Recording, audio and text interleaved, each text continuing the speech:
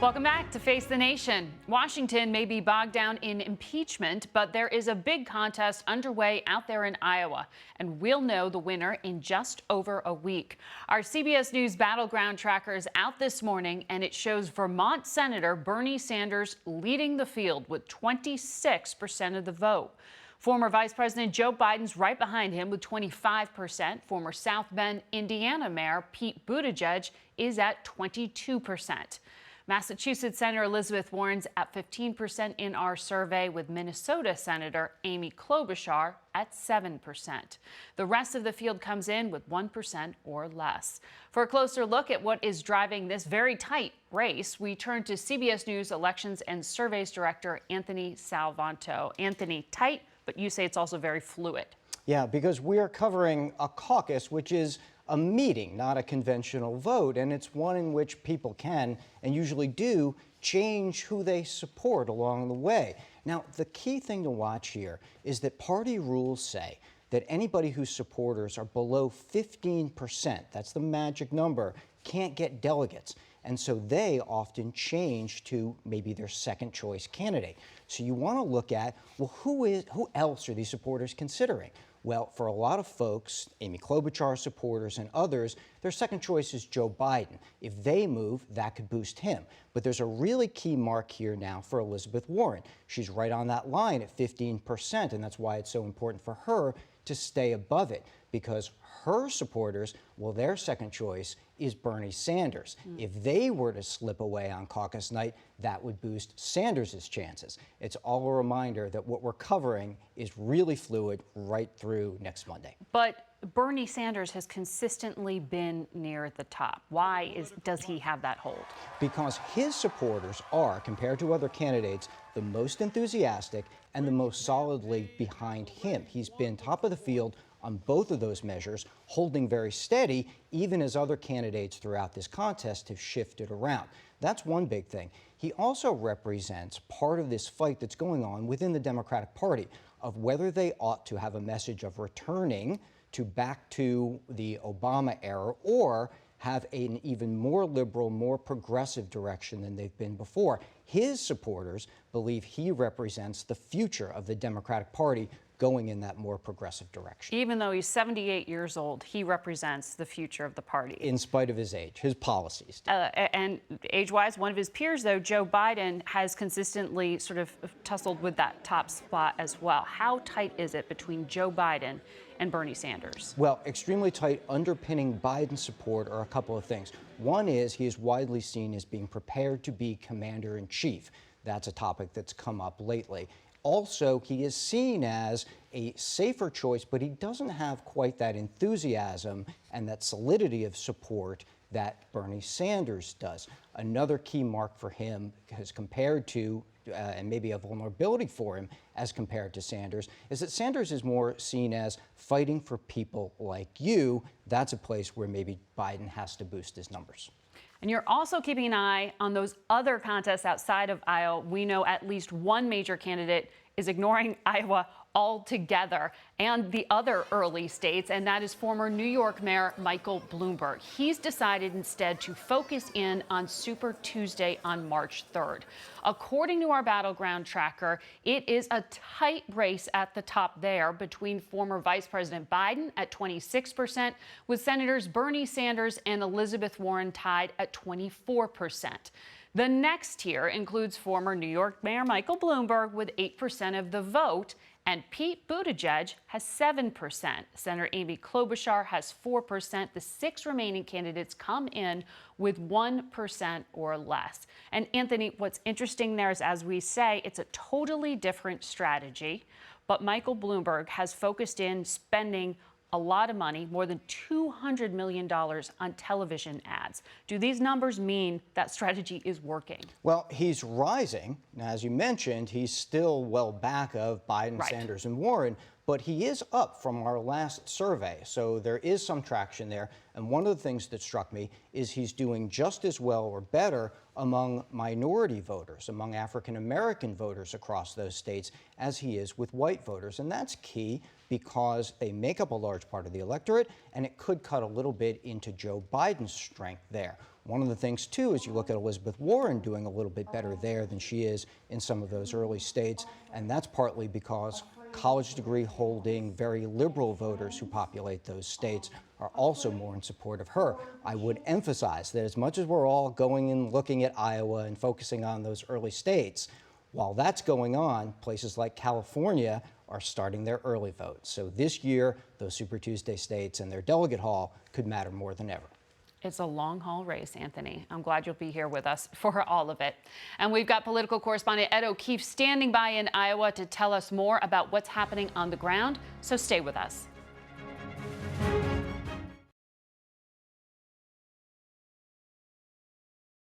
And we're back with our political correspondent, Ed O'Keefe, who is out in snowy Iowa, Des Moines to be exact. Ed, what are you seeing on the ground? Well, Margaret, this is essentially the last Sunday that candidates have to campaign because with the Super Bowl next weekend, they concede it'll be hard to reach voters. All of them here in the state today holding dozens of events, and some of them quite desperate to do so. As Amy Klobuchar told the crowd last night, she turns into a pumpkin on Monday when she has to go back to Washington and focus once again on the impeachment trial. Perhaps the big headline overnight is actually a headline, and that is in the Des Moines Register, an endorsement for Elizabeth Warren from the state's largest newspaper. She's thrilled by that. Other candidates have received endorsements as well, but this one probably has the most effect across the state. But she slipped into fourth place, as our Battleground tracker shows and other surveys as well, to the benefit of Mayor Pete Buttigieg, who remains a very big factor here and knows that he must perform well if he has any hope of continuing on. We talked to him about what he's trying to do to stand out in the field. Well, here's what I'd say. If you're focused on winning, remember this. Every time my party's won in the last 50 years, it's been with a nominee who was new to national politics, had not run for president before, did not have an office in Washington, or at least hadn't had one for very long, and was opening the door to a new generation of leadership. That's how we win. There was a scuffle in recent days, so to speak, between Hillary Clinton and Bernie Sanders. I know she said that nobody likes me, right? I mean, this is not the kind of rhetoric that we need right now when we are trying to bring the Democratic Party together to defeat the most dangerous president in American history. Is Hillary Clinton still relevant to the conversation and to the Democratic Party? Well, of course, I respect what any leader in our party has to say. I'll also say the less 2020 resembles 2016, the better. We are at a moment when we have got to recognize what we share as a party, the shared values that motivate us. And that's what my campaign is about. I'm speaking to fellow Democrats and to independents. I'm speaking to progressives, moderates, and some folks who might have leaned right in the past but are sick with what's happening right now. They're what I call the future former Republicans, and they are welcome to be part of this coalition. And they wouldn't find favor with someone like Bernie Sanders then, most likely. What I'm saying is you don't have to give up on our progressive values or water them down one bit. To have a message that is inclusive and drawing as many people as possible in. We got to not just beat Donald Trump, we got to beat him big so that Trumpism goes into the history books too. Ed, Mayor Pete has argued that his military service helps qualify him to be commander-in-chief. Veterans groups in this country are calling on President Trump to apologize about remarks he made about traumatic brain injury. How did Mayor Pete frame the issue? Well, this is certainly an advantage for him to talk about his military service, and the usually unflappable Buttigieg was notably torqued about this issue. It's personal for him, and he spoke about it at great length. Traumatic brain injury is life-threatening, not just at the time, but for the rest of your life. It can completely debilitate somebody who has served this country. And for the president to belittle that kind of sacrifice, for the president who avoided serving because he said bone spurs made it impossible for him to be able to do his part, to turn around and demean the experience of soldiers in harm's way who were injured, who were very concretely and literally injured by an Iranian missile attack, is one more example of why Donald Trump has no business anywhere near the Situation Room. This is one of the few issues that really seems to torque you. Yeah. You're somebody who's been pretty level-headed, but this one clearly gets to you. What makes my blood boil? The President of the United States showing this level of disrespect to everybody from, remember, these injured service members that he's talking about. He is their commander-in-chief right now.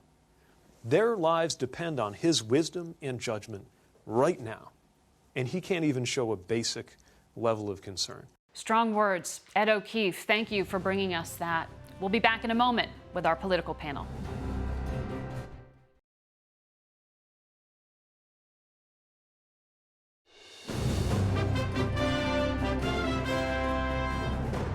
It's time now for some analysis from our political panel. Phil Rucker is a White House bureau chief at The Washington Post, and he has a new book out, along with his colleague Carol Leonnig, A Very Stable Genius, Donald J. Trump's Testing of America. David Nakamura also covers the White House for The Washington Post. Ramesh Ponnuru is senior editor at the National Review and a columnist for Bloomberg Opinion. And Kelsey Snell is a congressional correspondent at NPR. Kelsey, start us off here. What can we expect? Will this trial go beyond next week? I've been told that the absolute fastest it could end would be Friday. So the White House still has to, they have 2 days left that they could use to make their argument. We understand that they don't plan to use the totality of that time.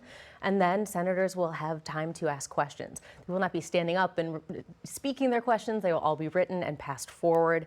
And then the question of witnesses and evidence comes up.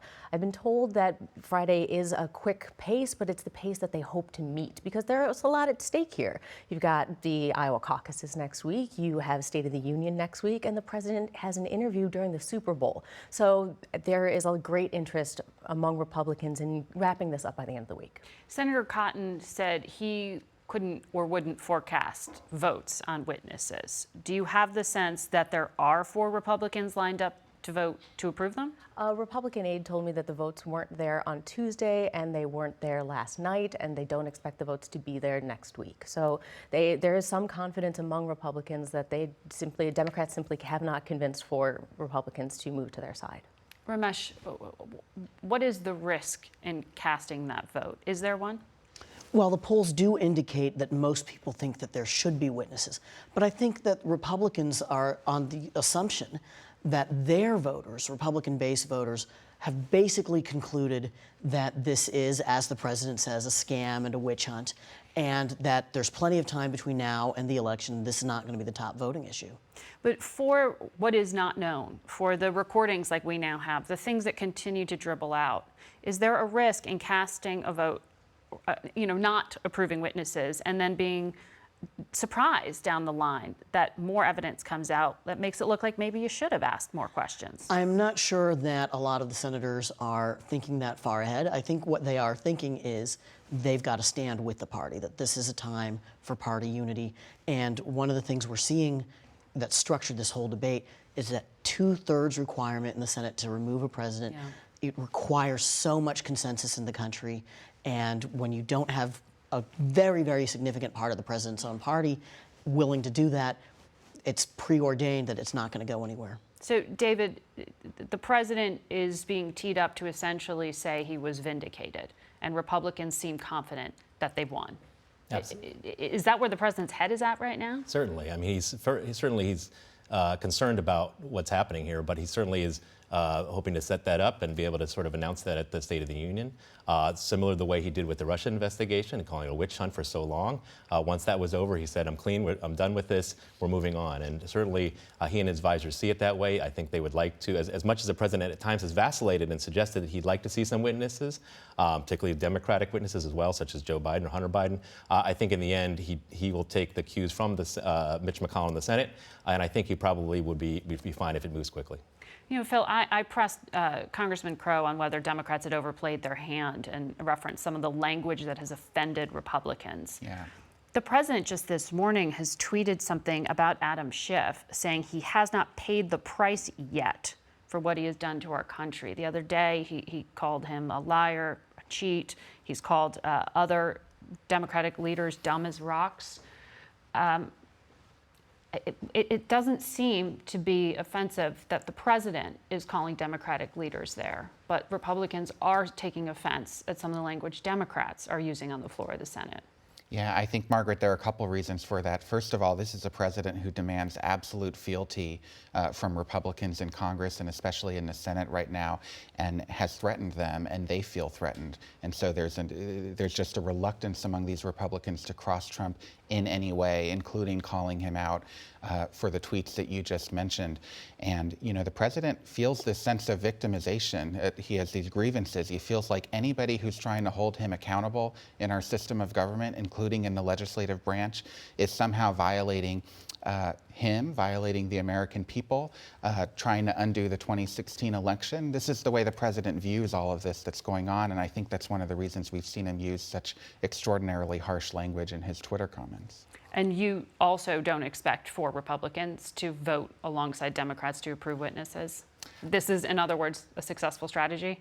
It appears to be. You know, certainly 4 Republicans could vote. We already see Mitt Romney suggesting he might. It would only require 3 more. They could get there. But again, the Republicans are really cowed at this point and unwilling to cross the president. Kelsey, Democrats are arguing that all of this entire impeachment investigation was about preserving the integrity of the U.S. elections. But then we also heard from Chairman Schiff that he thinks the elections in 2020 may not be unencumbered by some kind of interference. That kind of seems at cross purposes messaging-wise. What does all of this leave the American people with? What do they walk away from impeachment thinking? Well, I think that's part of why we saw, particularly during prime time, that Adam Schiff was speaking less to the senators in the room. There was a different feeling to the way he spoke. He was presenting the case in a much more concise and direct way to the voters, talking to them about what's at stake, not just in the presidential election, but I think there was a lot of talk about what was at stake for the Senate and these senators who will be voting to acquit or to convict this president or to oust this president. I think a lot of what Schiff is trying to do is drive the stakes home and make people feel engaged in 2020 in a way that they may not already. Phil, in your book, you and Carol write about one particular instance that caught my attention where President Trump was saying he would like to try to repeal the prohibition against paying bribes to foreign leaders. Essentially, that's corruption. We've heard a lot about corruption and the president's concern about stamping it out in Ukraine. Yeah. So from your reporting, have you seen a broader concern in stamping it out? Because that one particular incident you write about seems at odds. There is no broader concern that we were able to detect in our reporting, and we interviewed, by the way, more than 200 Trump administration officials and advisors to the president for this book. And there's a common thread, which is that this is a president who doesn't really care about corruption, either abroad or in his businesses or in his administration. He cares about winning. He cares about advancing his personal agenda, building the self-image that he has created for himself according to the people who've worked closest to him. And that's at odds with the argument that his lawyers are making in this impeachment trial, which is that Trump was so fixated on ending corruption in Ukraine and investigating corruption in Ukraine. In fact, he asked Secretary of State Rex Tillerson in 2017 to end the law, to repeal the law in America that prohibited that sort of foreign corruption. Which is shocking. It was very surprising to us when we heard about it. And in fact, once our book came out a few days ago, one of the president's top advisors confirmed publicly that the president is interested in getting rid of this law. He just does not have the power to do so on his own because, of course, we have a legislative branch in this country. Larry Kudlow is who you're referring to. That's there. correct. Said yes, it had been discussed. David, meanwhile, this coming week, in addition to impeachment, we have a few other newsy events, including the president is planning, I don't know, do we call it a summit? Certainly an invitation to Israel's Prime Minister Benjamin Netanyahu, himself facing some legal problems, indicted back at home, fighting for his political life, along with his political rival. This looks, What is this about? Well, this looks like a big moment for a couple things. One is the president does like to counter-program to what's happening in Congress. He went out last week and became the first sitting president to visit the March for Life, and he sort of rallied tens of thousands of mostly supporters, some of whom were wearing campaign clothing, and sort of had a split-screen image to what was happening. So part of it's that, but he's also now announcing that he's going to lay out his long anticipated Middle East peace plan. As these Israeli leaders are here. This is something that the administration's been working on with Jared Kushner and others for a long time. However, it appears to be essentially dead on arrival in that the president has had such close bonds with the Israeli leadership, the Palestinians have not bought into it. So, you're going to see the president sort of doing these kind of things next week. There's also a signing of the trade deal with Mexico and Canada. The president's going to do to sort of take back some of the headlines. But he's often his own worst enemy when he begins tweeting about what's happening on the Hill. I want to ask both you, Kelsey and Ramesh, to weigh in on something, but I want to set it up for our viewers here. Secretary Pompeo made clear he does not like being asked questions about Ukraine, some of which one of your colleagues at NPR, Mary Louise Kelly, put to him this week. I want to play her account of what happened after the interview. I was taken to the secretary's private living room where he was waiting and where he shouted at me for about the same amount of time as the interview itself had lasted. He was not happy to have been questioned about Ukraine. He asked, "Do you think Americans care about Ukraine?" He used the F word in that sentence and many others. He asked if I could find Ukraine on a map. I said yes. He called out for his aides to bring him a map of the world with no rating, no countries marked. I pointed to Ukraine. He put the map away. He said, "People will hear about this." And then he turned and said he had things to do. And I thanked him again for his time and left. The secretary issued a statement officially from the State Department, calling your colleague a liar, attacking her integrity, her journalism, her sense of geography, among other things. Tell me about what happened. Well, I'd like to start by saying that Mary Louise is a great journalist and somebody whose integrity I've never seen questioned before. She works incredibly hard and is always incredibly prepared. I think it's important to note that in his statement, Secretary Pompeo never disputes the facts that are reported in the entirety of the questioning. We aired her interview unedited. And he never disputes any of the facts there. And there is a chain of emails. Mary Louise has told our CEO and has shared with the folks higher up at NPR a chain of emails where she establishes that she plans to talk to the secretary about Ukraine. As a network, we fully stand behind her. Ramesh, it's not unusual to see the Trump administration butt heads with reporters. But this, issuing a statement from the State Department, which normally advocates for press freedom around the world. Do you see a broader impact to this? Well, I think there has been a real dramatic acceleration of the Republican Party's war on the press, in the sense that there is now no limit to how much bashing of the press a Republican feels can be in their political interest. There's no sense that Republican voters are going to say, well, that's really a little bit too far.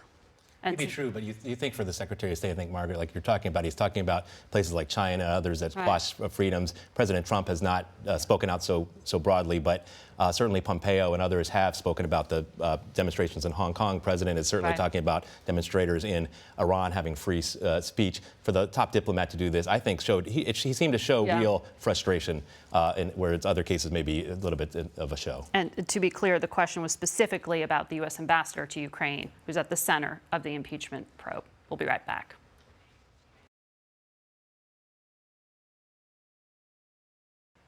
That's it for us. We will see you next week.